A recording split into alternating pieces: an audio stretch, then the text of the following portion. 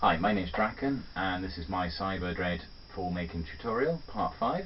And on this one we're going to cover basically making the foam strips that you see on the top of a lot of the Dreadfalls that you find some people do. You'll see them on these ones, on the bottom there, and you've got them on these ones as well in pink. And you see they're quite springy, quite buoyant, and they make just that final sort of touch that brings the Dreadfalls out of it. So, as covered in the first part, you pick up your foam from most shops, most good craft shops. You'll normally find when you pick up your foam they'll have a label in the corner, and these are stapled on, which to be honest is a little bit of a pain because that staple actually creates a hole in the foam. So the first thing you need to do is just remove the staple and remove the labels from it. Just take it out, and what we're going to try and aim to do is make sure that bit doesn't get included when we actually do our foam, and I'll show you how we manage to get around that later. So we'll just take all these labels off from these ones. I'll come back to these in a minute. Right, so you have your foam sheet. I mean, I'm going to do these ones in A4, but you can do them in A3 if you want longer strips that are going to come down a bit further. And we're just going to take our ruler, and we're just going to measure out a number of points onto the foam that's the width of, basically the width of what you want to do your foam strips for. Now you could do them up to about an inch, but an inch tends to be quite thick, so you tend to find about 2 to 2.5 centimeters tends to be fine to make creating a good strip. So if you just mark off along there every 2 centimeters, small point,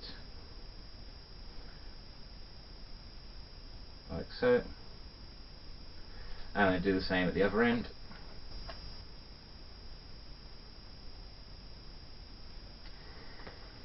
And then you're just going to draw the lines between both points. It's going to be your line you're going to cut across. Don't push too hard with the pencil, because the pencil will dig in deep. You're just doing it lightly, creating a light line that goes down there. And as I say, I'm going to do it with a pair of scissors this time, but I mean, one of the ways that you could do it is on a chopping board with a craft knife, and it gets you a nice straight line.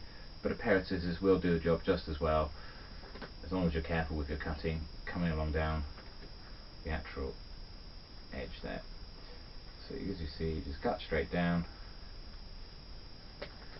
and that's created us one strip already. And you're just going to repeat that all the way across this sheet and all across all the other sheets until you've got a load of them together. Right, by the magic of camera, we've turned around now, fast forward to a point where I've actually done all the strips. I've done it both in the blue and black here as the two colours that we're using for this one.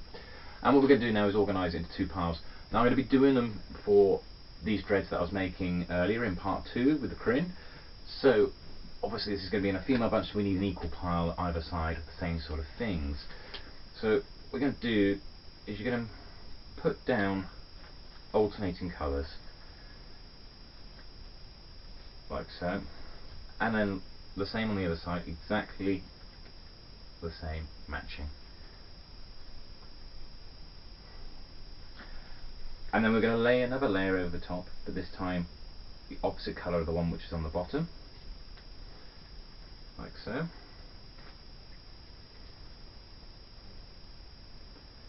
And then we're going to do the same again for a third layer. Now it doesn't actually matter how many layers you have. Normally you would have about 3 to 5 of these strips on each layer. Right, each one of these then is going to become one of your strips that are going to be sitting off the top of the hair. And you can see you've got 3 on there. Now at the moment, it looks a bit plain and boring as it is. They're all the same length, and even though it's sort of alternating colours, there's nothing really fancy has been done with them at this stage. So what we're going to do is, first of all, we're going to take the middle layer, so just slide out the middle one from every single one. There you go. Make sure we tack them all together, and that they're all butted up nicely to one another there, quite nicely. And then what we're going to do, have a look at one of those existing ones, and we're just going to cut part of the end off there. Now before we do that, I'm just going to have a quick look, and you see you've got, remember what I was saying earlier about how sometimes those labels put on there and they've got a staple for them. I'm going to swap where I find any of those amongst this layer, because we're going to cut that bit off. So we're going to put that as to where we're going to cut it off now. So I've got a blue one there, it's doing the same, so I'll change that over. Just have, as I say, what By doing that, you just put it down at the one end, the bit where it's already been cut, where you had the staple go through, and it's already made a hole in the indentation. There's going to be a bit that's going to go missing now in a second. And what we're going to do is just take our scissors, and we're going to shorten the middle length. So we're going to take it down by about 2 to 3 inches, and just literally cut straight across the middle there, and we now have some shorter ones. These again, no use now anymore to us, so we can get rid of those. They're just offcuts. And then we're going to take the top layer, and we're going to do the same sort of thing again.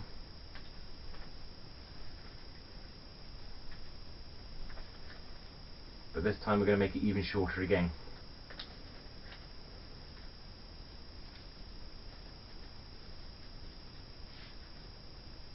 So we've got those, and if we just use one of these as a guide, and we want to try and make this possibly about another 2 to 3 inches shorter than the layer previously.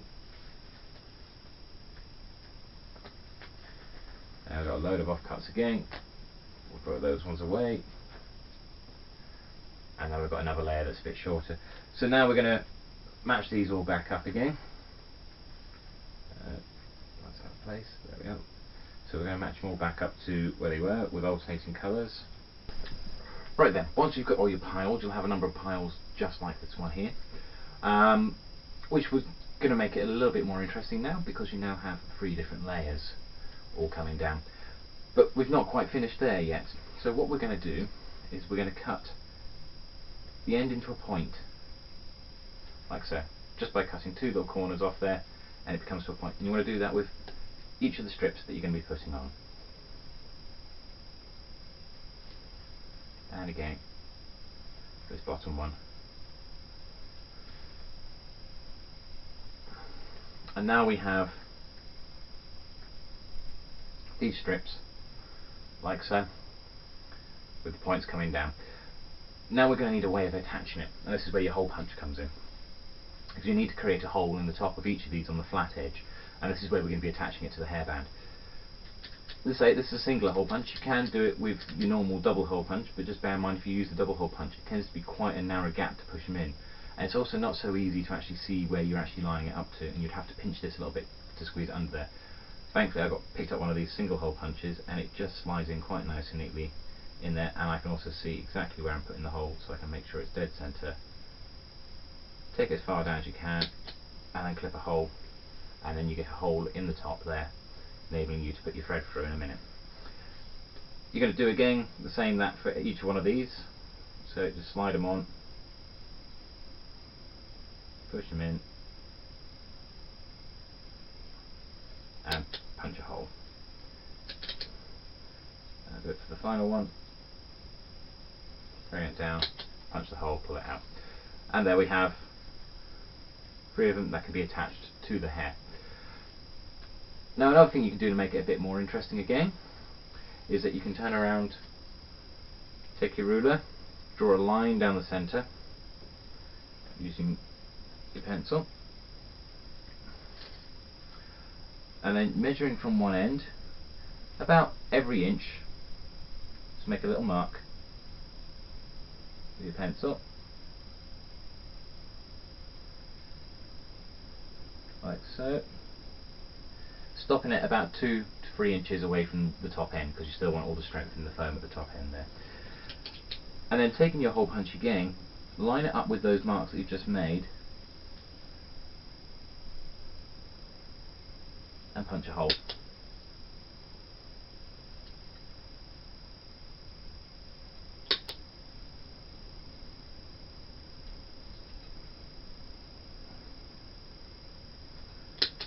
Like so. And as you can see, what you start getting the effect of, as you carry on all the way up there, is you're going to get the effect of what's basically a belt. And that's how they do the belt effect. Because if you were to put an actual leather belt in there, well you could, but it would be very heavy, weigh them down, weigh your dreadfalls down quite a bit. So you make it out the foam, and you just punch holes in it, and it has that sort of belt effect there. And you can do that with any number of these ones. You can alternate it between the different colours, different sizes as well, so you got that sort of more interesting effect. I wouldn't do it with every single one because it loses a bit of its sort of speciality in it, but it does make it look quite nice on there. Another thing you can do as well, I've done it on my green ones here, as you can see that there's lines drawn into the end here, and you can just use a black marker, a black felt marker, using a ruler, and just draw lines in. And you can do that on the A4 sheet before you cut it up, and it makes it so much easier if you do it at that point. If not, you can always just do patterns of any design straight afterwards as well. Right, once you've actually got it all together with the way that you want each bunch to go, and you've got your holes at the top there, all you need to do then is take a bit of rec lace, put it through the 3 holes to hold all 3 of them together. If you don't have any rec lace around, you can do this with wool as well. You take your Dreadfalls that you've already got there, and then you're just going to wrap rec lace around there, and then you're going to feed the rec lace back through again one more time, through the foam, the holes that you made on the top of the foam, and back through the bubble. So it's nice and tight on there, and then just tie it off nice and tight, like so. And then you just take a pair of scissors, cut the excess off, and there you have attached one foam braid coming off the top there. With that brings us to the end of the instructions on how to assemble the Dreadfalls. So with that you could actually make any sort of Dreadfalls like I've shown you here, like these ones here. And these ones have got all their crin in there, they've got the foam top bits there as well for them. It's got the woolen dreads in there, it's got the woolen braid dreads in there as well, got ribbon in there as well, and it all comes together quite nicely. And I quite recommend that when you're storing them at home, just get yourself a coat hanger and just thread them over the top there with their bobble just to hold them in place, and then you can hang them up and it keeps them nice and neat then when you're not using them. That's the end of this tutorial. I hope this has all been quite informative for you. There will be one more tutorial that I'll be releasing soon, which will be then how to put these ones into your hair. But at this stage, thank you for watching, and if you've got any more questions, feel free to ask. Thank you.